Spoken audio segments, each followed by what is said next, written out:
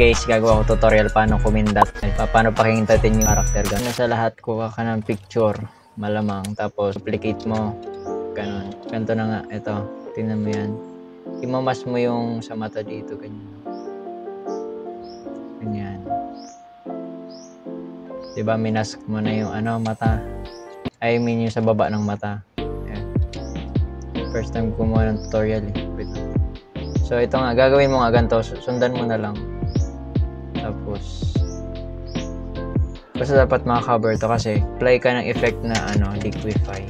Yan, liquify. Tapos punta sa warp tools, yung brush pressure mo ay 100. Tapos ang ginagawa na to, ito pipindutin mo yung may kamay. Tapos ito, alam mo, kita mo yan, no? Kita mo yan? Wow! Ay, sorry. Ito. So, ang dyan, keyframe dapat is ito, distortion mesh. Tapos, nyara, andito muna ganyan. Yung keyframe na to. Tapos, lagay ko ulit ng keyframe, add ka. Tapos dito. So, dito sa gitna, yung animation malamang. Alangan naman dito sa dulo, ganun. Tapos, ganito. Idadrag mo to ganyan. So, kita mo, may imperfection pa dyan, di ba? Mamaya natin ayusin yan. So, ganyan na kunyari. Ibababa mo ganun.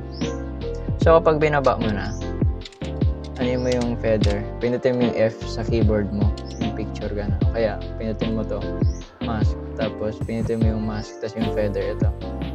So, may feather, di ba ganyan? Lagay mo sa 10 or 5. Depende sa paningin mo. So, di ba, kulang? Di adjust mo. Adjust mo lang ganyan. So, ganyan nga. So, di ba kita mo? May imperfection pa rin. So, i-adjust mo naman. Wala naman kasi imperfectong tao. So, ganyan. So, di ba ang weird tingnan? So, pag weird tingnan, edi pabilisin mo na lang. Ayan. O, di ba? Hindi na weird tingnan kasi mabilis.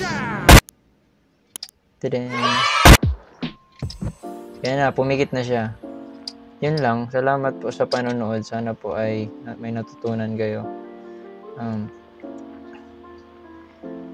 Yun, ano bang kailangan kong sabihin?